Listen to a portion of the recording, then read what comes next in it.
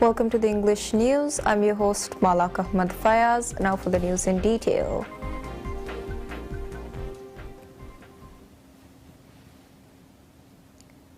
President Dr. Mohammad Muizzu announces Maldives' efforts to secure a seat in the United Nations Security Council UNSC and the Economic and Social Council, emphasizing that small island developing states SIDS, despite their small size, have the power to shape their future and drive change.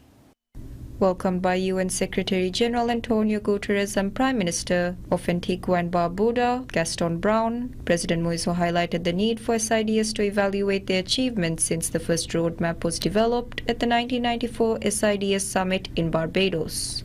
This year marks the 30th anniversary of the landmark event.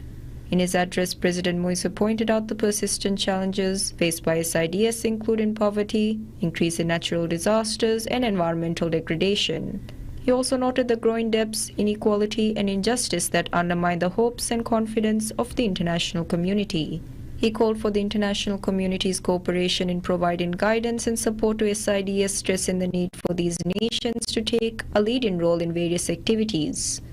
We should demand a seat at the global centers of power if we want the decisions by these bodies to reflect our realities. This is why the Maldives is seeking membership of the UN Security Council and the Economic and Social Council and other UN bodies. We should stand stronger, be more vocal. Key areas of focus should include increased investment, strengthening institutional governance, and enhancing integrity and accountability in governments. President underscored that SIDS can only become a powerful force in the international community if everyone stands together and lead by example in development and progress. He expressed confidence that through collective effort, SIDS can achieve their goals and objectives. The SIDS 4 seminar, theme Charting the Course Towards Resilient Prosperity, brings together leaders and stakeholders from various sectors to discuss sustainable, prosperous, and vibrant futures for small island developing countries. President Dr. Mohammad Muizzu voices out the urgent need for international action to address the escalating conflict in the Middle East. Beginning his national address at the opening of the plenary session, President Muizzu drew attention to Israel's continued defiance of the International Court of Justice's ICJ order to halt its attacks on the Palestinian people in Rafah. He called on world leaders attending the conference to unite in their demand for an immediate cessation of hostilities. We, the world leaders at this conference, must unite in calling on Israel to stop the war, stop the apartheid, and stop the genocide immediately. It is time for Israeli leaders to face justice and be held accountable for their crimes. As small island developing states, we know all too well the feeling of being helpless, being vulnerable. Highlighting the shared vulnerabilities of small island developing states to climate change, President Muizzu expressed empathy with Palestine, noting that both feel marginalized by the international system. He stressed the necessity for Israeli leaders to face justice and be held accountable for their actions. President Muizzu's remarks underscored the gravity of the situation in Rafah and the broader implications for international peace and security. His call to action resonated with the conference's theme of resilience and collaboration, urging global leaders to stand together against injustice and violence. The SIDS 4 conference, which brings together leaders and stakeholders from small island developing states, serves as a crucial platform for addressing not only regional issues, but also pressing global challenges. President Muizzu's impassioned plea highlighted the interconnectedness of global peace efforts and the need for unified response to crises affecting any part of the world. The conference theme Charting the Course Towards Resilient Prosperity aims to foster sustainable development and resilience among small island nations. However, President Muizzu's remarks poignantly reminded attendees that achieving these goals requires a collective stand against all forms of oppression and violence wherever they occur. President Dr. Mohammad Muizzu holds discussions with Vice President of the European Investment Bank EIB, Ambroise Fayol, on the sidelines of the 4th International Conference on Small Island Developing States SIDS in Antigua and Barbuda. In their discussions, President Dr. Muizzu conveyed his deep appreciation for the EIB's long-standing support and reiterated his administration's commitment to further strengthening these valuable ties. The meeting centered on exploring collaborative opportunities to fund climate-resilient infrastructure projects. President Dr. Moise emphasized the importance of initiatives such as seawalls, shore protection, water management systems, and renewable energy projects to effectively combat the impacts of climate change.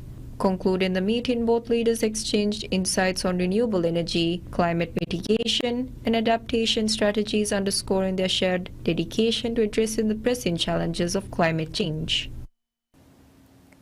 President Dr. Mohamed Muizzu has met with Prime Minister PSMNEWS of Samoa during his visit to Antigua and Barbuda for the 4th International Conference on Small Island Developing States, SIDS. In their meeting, President Muizzu highlighted the Maldives' ongoing efforts to mitigate the negative impacts of climate change, detailing the strategic preventive measures that have been implemented.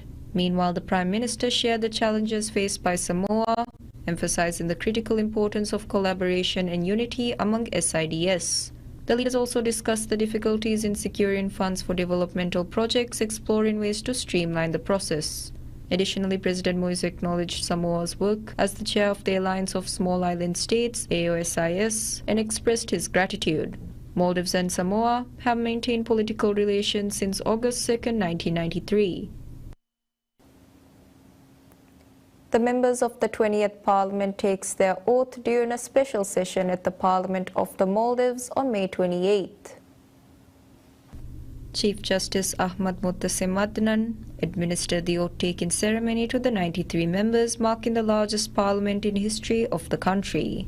Following the swearing-in, members signed the oath. The main ruling party, People's National Congress (PNC), secured a supermajority with 75 out of 93 seats. Parliamentarian Ibrahim Falah has been appointed as the PNC Parliamentary Group PG leader and the Parliamentary Majority Leader. Parliamentarian Ibrahim Shujao will serve as the senior deputy PG leader with parliamentarians Muhammad Ismail, Ahmad Tariq, and Muhammad Shahid as deputy leaders.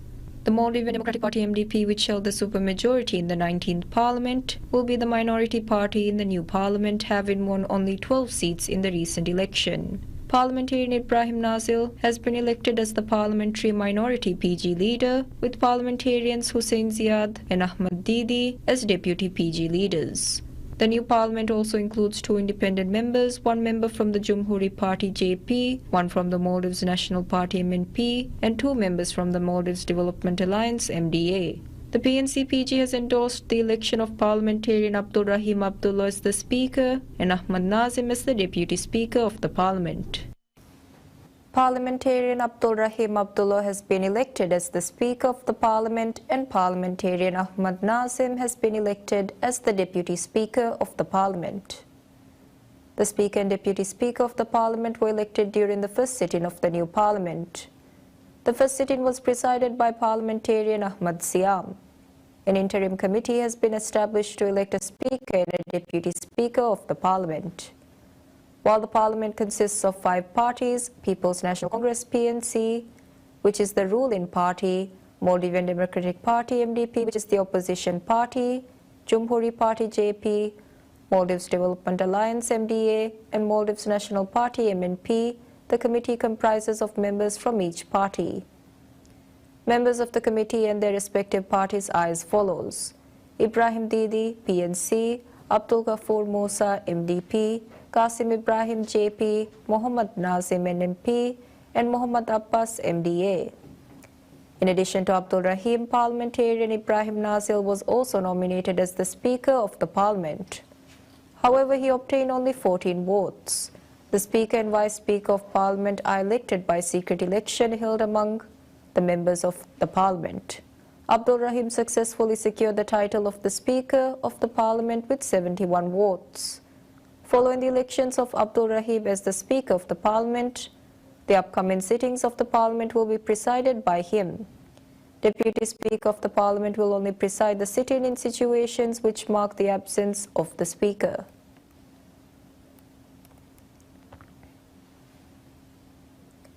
Speaker of the Parliament Abdul Rahim Abdullah highlights the pivotal responsibilities of upholding the rule of law and ensuring the independence of the judiciary and legal framework as key roles entrusted to the new Parliament. He made these remarks during the inaugural session of his presidency of the Parliament. Abdul Rahim notably expressed heartfelt gratitude towards President Dr. Mohammad Muizzu for nominating him as the Speaker of the Parliament. He underscored that the new Parliament is being formed at a critical time for the country, with President Muizzu taking office with the intention of bringing revolutionary change to the Maldives through the implementation of the significant new governmental policies. Furthermore, Abdul Rahim affirmed that the critical responsibilities of the Parliament can be strategically reinforced through joint collaboration with the administration. He stressed the importance of introducing new laws, amending and revising existing ones, and nullifying outdated laws that do not align with the modern times. He also emphasized the need for parliamentary debates and work to allow for differences of opinion and viewpoints while maintaining the dignity and respect of the Parliament, adhering to the rules and codes of conduct.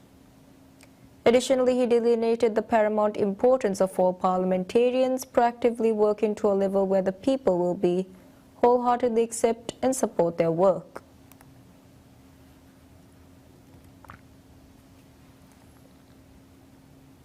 The legislative authority is widely regarded as the most closely linked with the people given its representation of the public opinions and standpoints through elected officials from various constituencies. In the recent parliamentary elections, the new parliament has set a record with 93 members representing different constituencies, an increase from the previous parliament's 87 members. This addition reflects a growing engagement with diverse public perspectives, as each member represents approximately 5,000 people in relation to the Maldives' population. The ruling party People's National Congress (PNC) has secured a supermajority in the new parliament, winning 66 seats. Additionally, 9 of the 11 independent candidates who contested the elections have joined PNC, bringing the total number of PNC representatives to 75. This majority further signifies substantial support for PNC's policies and governance. 3 other parties allied with PNC, Jumhuri Party, Maldives National Party (MNP), and Maldives Development Alliance (MDA) also secured seats without contesting against PNC candidates, resulting in a unified vision among 78 members of the new parliament. Moreover, President Dr. Mohammad Muizzu highlighted this record-breaking result as a testament to the people's trust in the current administration and their commitment to the nation's substantial progress. The Maldives Democratic Party (MDP), which previously held a supermajority with 65 seats, faced a significant loss, securing only 12 seats in the new parliament. Additionally, 2 members will serve independently. The people place significant trust in the parliament, believing that decisions will be made in their favor and that the government will be held accountable. They expect their elected representatives to cooperate fully in providing necessary services and ensuring the governance benefits the nation as a whole.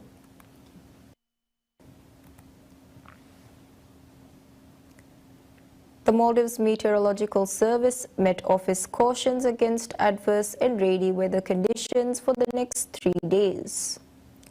The Met Office revealed that seas are forecasted to be moderately rough with wind speeds ranging from 15 meters per hour to 25 meters per hour on average, while gusts of wind are forecasted to vary between ranging 45 meters per hour to 55 meters per hour are expected in the clouds. Moreover, it warned against small tidal waves in which some islands may experience following the rise in sea levels. Hence, the Met Office urged all individuals, especially seafarers, to be cautious due to the unfavorable weather conditions. It further advised individuals to take precautions beforehand to mitigate the damage caused by adverse weather conditions.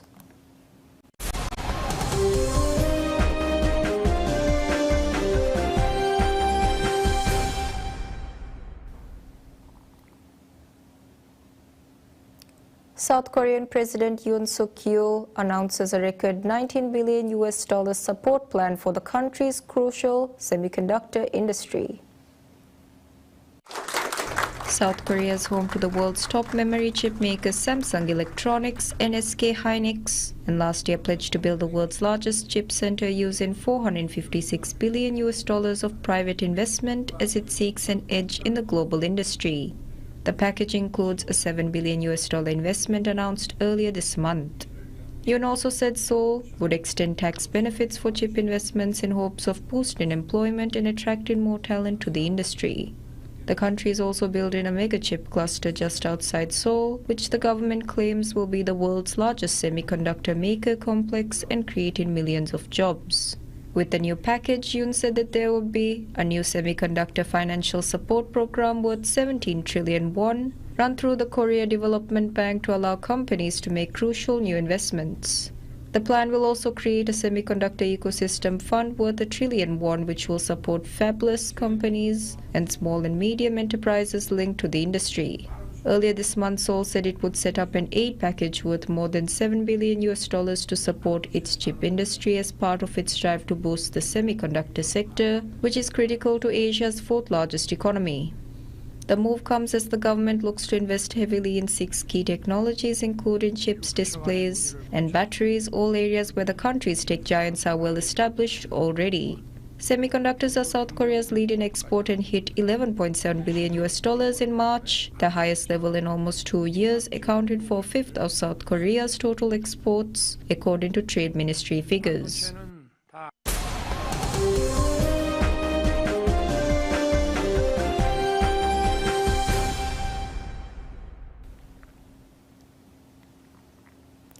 Recognizing Palestinian statehood is an essential step for achieving peace in the Middle East, Spanish Prime Minister Pedro Sanchez said, with his government poised to formally take the step alongside Ireland and Norway. Recognition of the state of Palestine is not only a matter of historic justice, it is also an essential requirement if they are all to achieve peace, he said in a brief address before meeting his cabinet, insisting it was not against anyone, least of all Israel.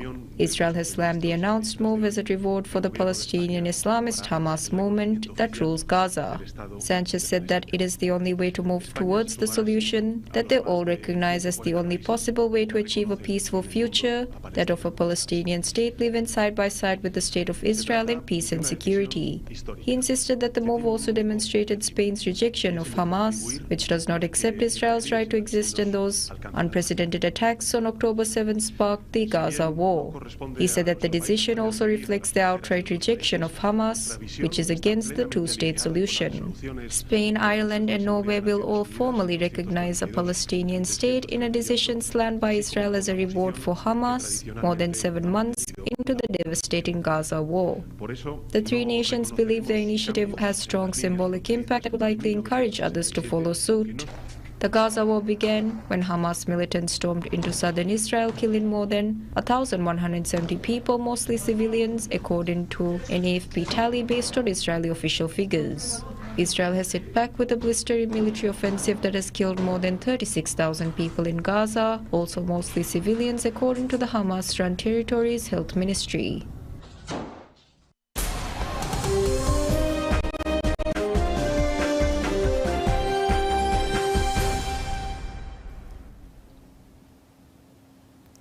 The Ugandan cricket cranes are training hard for their first ever 2020 World Cup, a dream come true in a nation where cricket is overshadowed by football as the most popular sport. They have a tough road ahead in the tournament, which is being jointly hosted by the United States and West Indies and runs from June 1st to June 29th. Among their opponents are New Zealand and West Indies, as well as Afghanistan and Papua New Guinea, with the fixtures being held in Guyana and Trinidad and Tobago. Time is not on their side. It was barely a month ago that the Uganda Cricket Association named Indian former first-class cricketer Abhay Sharma as the new head coach of the men's national team. In mid-May, the International Cricket Council ranked him as the captain with the second highest number of wins in T20 internationals, 44 in 56 matches, just behind Pakistan's Babar Azam. Although this is their first World Cup as a nation, Uganda were part of a combined East Africa team along with Kenya, Tanzania and Zambia that took part in the 1975 OD World Cup. Cricket was first introduced to the region in the late 19th century by British colonial settlers and became popular among the large number of Indian labourers brought into work on East African railways. Coach Sharma did not want to be drawn on his strategies for Uganda's World Cup matches, nor share who he considered the team's star players. But he said he was drawing on his global experience, which includes coaching stints with India A and India under-90s, as well as the Indian women's cricket team and the Delhi Ranji Trophy side. Sharma said that they're going step by step, they're working on their skill sets and they're working on their mindset. On the prospect for the cranes, who are nicknamed after Uganda's national bird, he was also circumspect.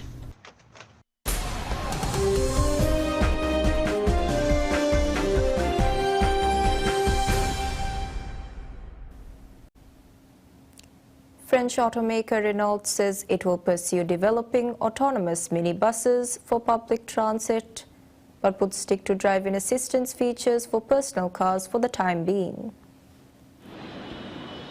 It announced it will demonstrate the readiness of the technology for public transport by running a shuttle bus service together with its partner WeRide at the Roland Garros tennis tournament in Paris later this month. Renault offers driving assistance features on many of its models that allow drivers to remove their hands from the steering wheel, but they must keep their eyes on the road and be ready to take control of the car at any instant. Renault said in a statement that further automation of some functions with the aim of achieving complete vehicle autonomy seems unlikely for the time being given current regulations, customer expectations, and the cost of the complex technology involved. The firm said that there was a huge gap in technological complexity to get to the point where drivers don't need to pay attention to the road. It said that at this stage, the induced cost to be borne by customers in relation to the driving benefits would make demand insufficient or even anecdotal. But that cost proposition is different when applied to public transportation, and this is where Renault said it would focus. It said that when it comes to public transportation, Renault Group intends to be a real player in sustainable and autonomous mobility. Renault said it is developing an electric, robotized and pre-equipped minibus platform that will host various automation solutions from its specialist partners. It announced a new collaboration with autonomous driving firm WeRide for large-scale commercial deployment of vehicles capable of managing driving situations on their own without a defined area. That's all the news we have for today. Thank you all for watching.